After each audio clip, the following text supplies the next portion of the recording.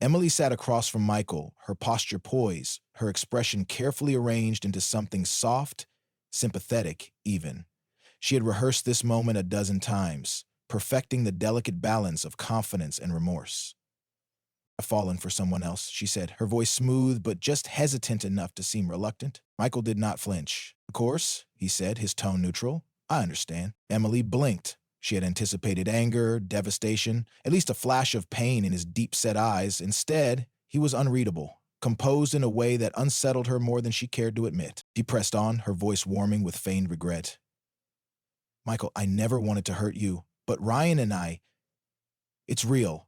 I need to follow my heart." Still nothing, no shouting, no pleading, no desperate attempts to convince her to stay. She had prepared herself for emotional chaos. But instead, the only sound was the distant hum of the city outside the high, rising windows. Michael exhaled slowly, then reached for a folder at his side. He slid it across the sleek mahogany table toward her. "But first, sign this." Emily hesitated. The thick document felt heavy in her hands. The words, "Divorce Settlement Agreement," glared back at her in crisp black ink. She frowned. "What is this?" Michael leaned back in his chair, his fingers steepled together. "Exactly what you wanted. Your freedom." Something about the way he said it made her uneasy. She flipped through the pages, scanning the neatly typed clauses. Then her heart stopped. No alimony, no division of assets, no financial support. Her eyes darted back up to him, now laced with something she hadn't felt in years. "Michael," she forced a light laugh. "This must be a joke. I mean, we built a life together. Surely we can work something out." Michael remained silent, letting the weight of the situation settle in. Her smile faded. "This isn't fair," she whispered. He finally spoke, his voice calm, deliberate. "Fair?" A mirthless chuckle escaped him. "You want fair? Fair would have been honesty. Fair would have been telling me before you decided to play house with another man while spending my money." Emily swallowed. I thought we could be amicable." "I am being amicable." He stood, adjusting the cuffs of his suit. "You said you wanted to be with him. I'm just making sure you can do that without any baggage, financial or otherwise." Panic began to creep in. "Michael, you can't do this. I have rights." He tilted his head, amused. "Emily, do you think I didn't prepare for this? Every penny is accounted for, every asset protected." Her breath hitched. "You wanted freedom?" Michael continued, his voice cool and final.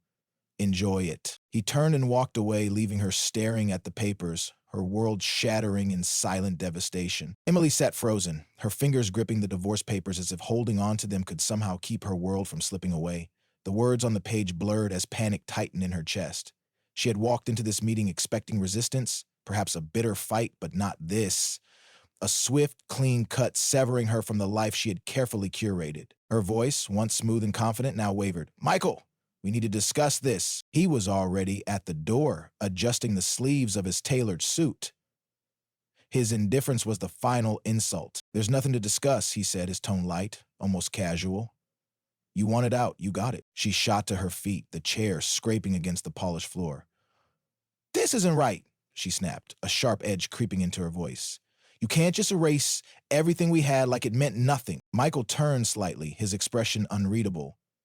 "Oh, I didn't erase anything. You did." Before she could respond, he was gone. Emily stared at the empty doorway, her breathing uneven.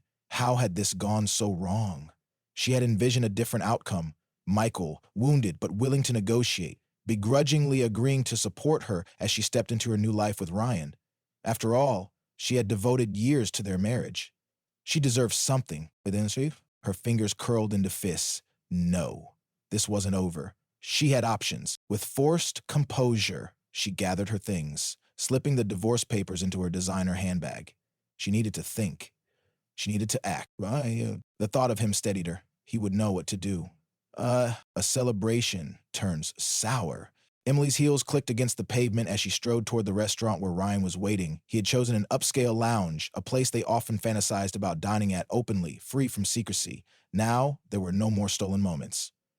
This was supposed to be their victory dinner. As she stepped inside, her eyes scanned the dimly lit room until they found him, seated at a candlelit table near the window. He looked good, effortlessly put together in his crisp shirt and expensive watch. The sight of him was a reminder of why she had risked everything. Ryan grinned as she approached, standing to pull out her chair. "There's my girl." His confidence was reassuring.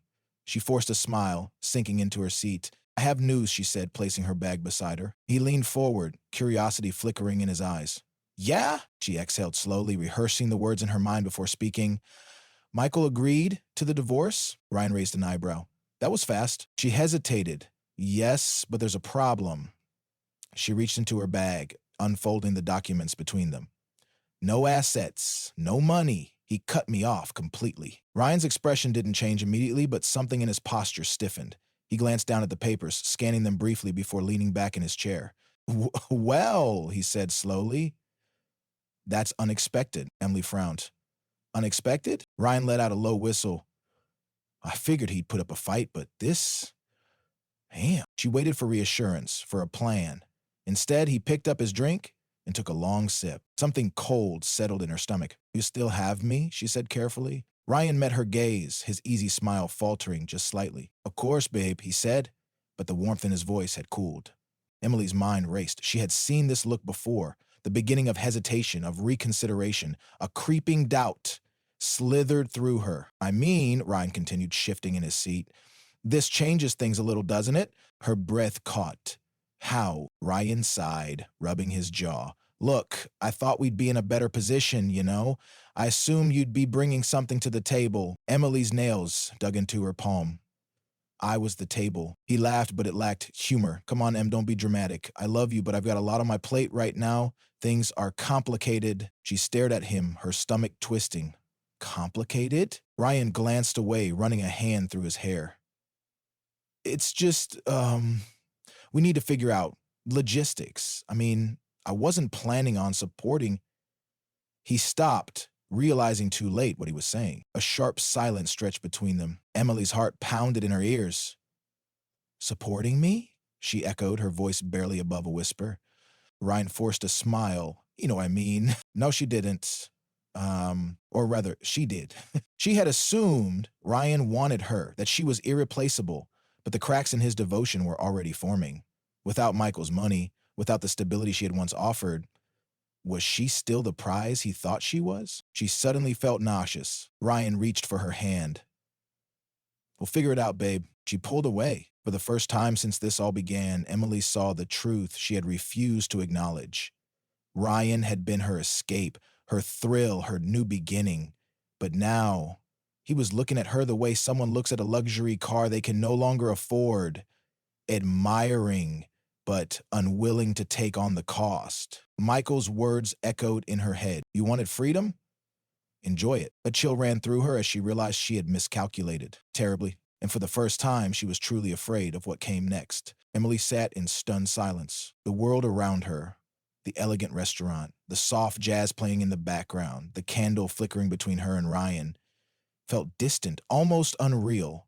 Moments ago, this place had felt like the stage for a victory, a celebration of her new life. Now, the air was thick with something else entirely. Doubt. Ryan wasn't saying much anymore.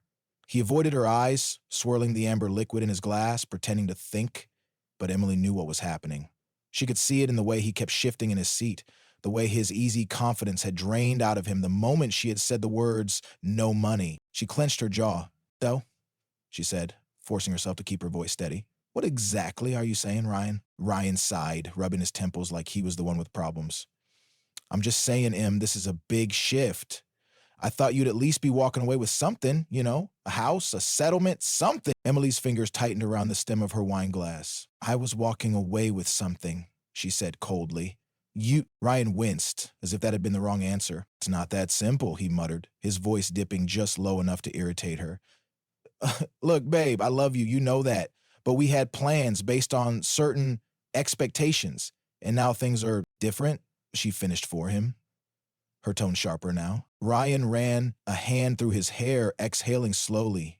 Yeah, different. The humiliation burned deep, but Emily refused to let it show. Not here, not now. So, she said, leaning back in her chair, her arms crossing over her chest. Are you saying you don't want this anymore? Ryan hesitated. That second, that hesitation, was the longest second of Emily's life. It was the moment she realized everything she had gambled on was slipping through her fingers. And Ryan didn't even have the guts to say it outright. I just think, he said carefully, We need to slow down, figure out our options, maybe take some space, see how things shake out. I mean, you're still legally married. Maybe you can talk to Michael again, try to negotiate a. Emily laughed. It wasn't a soft, amused laugh. It was sharp, humorless, a sound that cut through the illusion of what she and Ryan had been. You want me to go back to Michael and ask for money? She asked, tilting her head. Ryan shifted uncomfortably. Uh, Not ask, just see if he's open to a compromise. Emily let out a slow breath.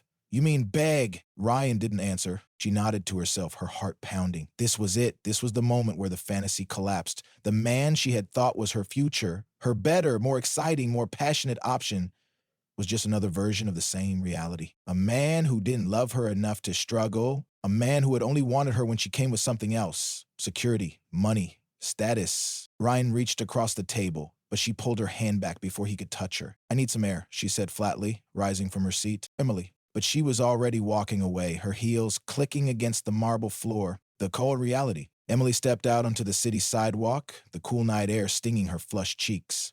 The streets were alive with people, laughing couples, friends pouring out of bars, taxis honking impatiently. But she felt completely alone. She had no home to go back to, no financial cushion to land on. And, as of tonight, no Ryan. She pulled out her phone, her fingers hovering over Michael's contact. For the first time since she had walked into that divorce meeting, she considered calling him, apologizing, begging even. But she knew Michael. He wouldn't answer. And even if he did, he wasn't the man who would take her back. You wanted freedom? Enjoy it. The words haunted her because now, standing here on this cold street, the only thing Emily truly had was freedom. And it was absolutely terrifying. Her breath came faster, panic rising in her chest. She had been so sure of herself, so certain she had played this game correctly. But Michael had outmaneuvered her, and Ryan had revealed himself for who he really was.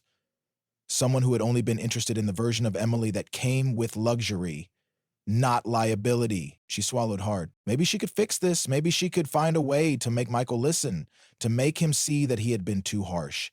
He had loved her once, hadn't he? He wouldn't actually leave her with nothing, would he? Emily turned and began walking, not even sure where she was going. She just needed to move, to think, to breathe. Then her phone buzzed. A glimmer of hope flickered through her as she scrambled to check the screen. Maybe Ryan had reconsidered. Maybe he would say he was sorry that he had spoken too soon, that of course they were still in this together.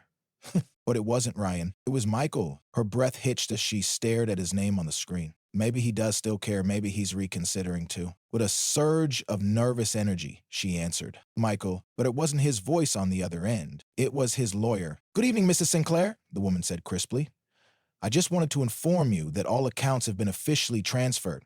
As of this moment, any access you previously had to Mr. Sinclair's finances has been fully revoked.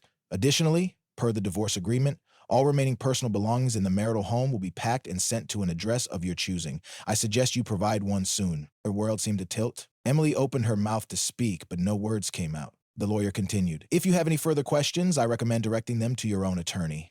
Have a good evening. The line went dead. Emily stood frozen, the phone still pressed to her ear. It was done. There was no negotiation, no reconsideration, no second chance. Michael had cut her off completely. For the first time in her life, Emily was truly alone, and she had never been more afraid. Emily stood in the middle of the city sidewalk, her fingers numb around her phone. The call had ended, but she still held it to her ear, as if she could will the lawyer's words away, as if the truth would bend to her desperation. But reality was indifferent. The truth had already been spoken. Her access to Michael's money, gone. Any legal loophole closed. The home she had once shared with him, no longer hers. She was untethered, a lone figure in a city that no longer felt familiar. Emily forced herself to move, one foot in front of the other. It was mechanical, almost mindless. She didn't know where she was going, only that she had to keep walking. Her thoughts were a whirlwind, a storm of disbelief and rising panic. What the hell am I supposed to do now? Her apartment, the sleek, modern space she had envisioned as a fresh start, had been affordable only under the assumption that Michael's money would cushion her. The credit cards she had once wielded like magic wands, all in his name. She had never cared about finances, never bothered to understand the intricate web of investments and bank accounts that Michael had meticulously maintained. Now she wished she had. Now she understood the depth of her mistake. She had underestimated him. The moment she had confessed to her affair, she had expected drama, shouting, emotional turmoil, and exhausting back and forth of arguments and pleas. She had expected anger, maybe even a desperate attempt to win her back. Instead, Michael had simply ended her. No mess, no emotions, just the cold efficiency of a man who had been playing chess while she had been playing checkers. A lump formed in her throat as she reached into her bag, pulling out her wallet. She flipped it open, her fingers trembling. One card, the only one left in her name. A debit card attached to an account she had rarely touched. Only Michael had set up for her years ago for personal expenses. A quick glance at the banking app sent a fresh wave of nausea through her. $472.34. That was it. That was all she had left to her name. Nowhere to turn. Emily swallowed the panic rising in her chest. Think. Damn it. She had options. She had to have options. Ryan. She immediately pulled up his contact, her thumb hovering over the call button. Then she hesitated. The look on his face during dinner flashed through her mind. The slight downturn of his lips, the avoidance in his eyes, the hesitant, this changes things speech. She knew what would happen if she called him now. She could hear it already. His voice, softer this time, more apologetic, but still full of the same cold detachment. He would tell her that he needed time, that he didn't know how to handle this sudden shift, that he hadn't signed up for this version of Emily. Now, calling Ryan would only speed up the inevitable rejection, and she couldn't take that. Not tonight. Her hands tightened into fists as she forced herself to consider other options. Friends? She almost laughed at the thought. Her so-called friends were women from their social circle, wives of Michael's business associates, the kind of people who thrived on luxury and status. They had clinked glasses with her at brunch, admired her designer handbags, and whispered behind her back when she wasn't looking. And she had done the same. They weren't real friends. They were people who had liked the version of Emily that was attached to Michael Sinclair's wealth. They wouldn't even answer her calls now. Emily gritted her teeth. Her parents, she hadn't spoken to them in over a year. Her mother had always been disapproving, and her father had made it clear that he had little patience for reckless decisions. She could already picture their reaction if she showed up at their doorstep, defeated and desperate. No, that wasn't an option either. A shiver ran through her as the realization settled in. She truly had no one. The cost of freedom. Emily finally stopped walking when she reached a cheap-looking motel on the edge of the city. The neon vacancy sign flickered erratically, buzzing against the silence of the street.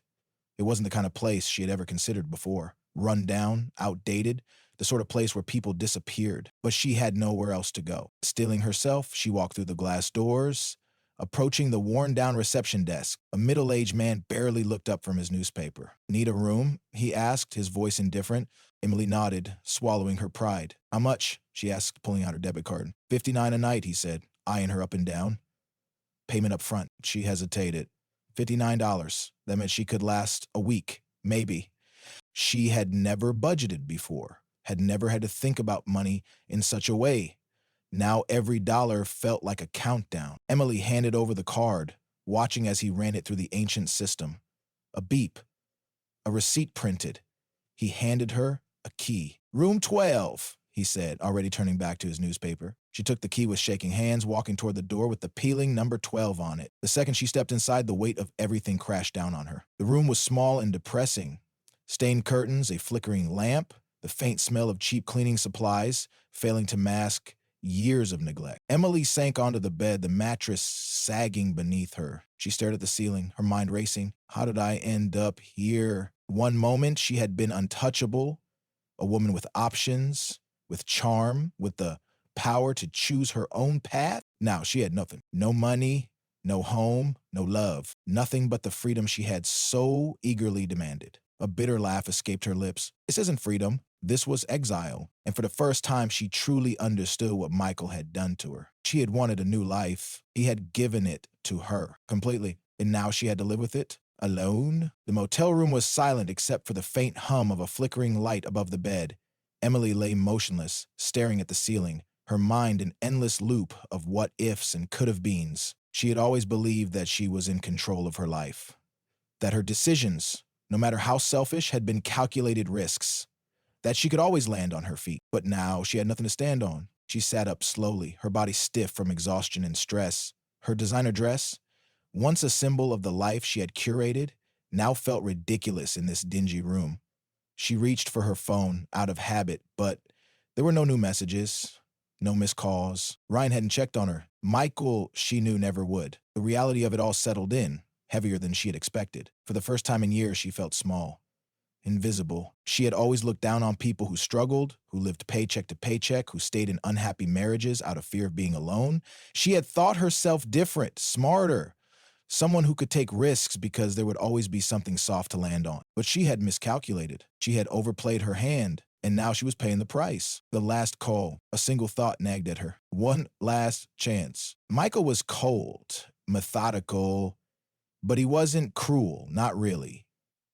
If she could just talk to him, make him see her again, maybe he would reconsider. Maybe he would give her something, anything, to help her get back on her feet. She hesitated only for a moment before dialing. The phone rang once. Twice, her heart pounded, and then the number you have dialed is no longer in service. Emily's breath caught. She pulled the phone away from her ear, staring at the screen. She tried again. Same message. A cold realization crept in. Michael hadn't just walked away from her. He had erased her, blocked, cut off, as if she had never existed in his life at all. Her hands trembled as she lowered the phone onto her lap. This was it. This was real. There was no backup plan. No safety net. The only thing left was the freedom she had fought so hard for, and she had never felt more trapped. The closing curtain. Emily curled up on the bed, wrapping her arms around herself as if she could hold herself together. She had been so sure that she could build something better, that leaving Michael was just the first step toward a new life. But now she saw the truth. Michael hadn't destroyed her. She had destroyed herself, and no one was coming to save her. Not Ryan, not Michael, not even herself. The only thing left to do was survive, somehow, some way, alone.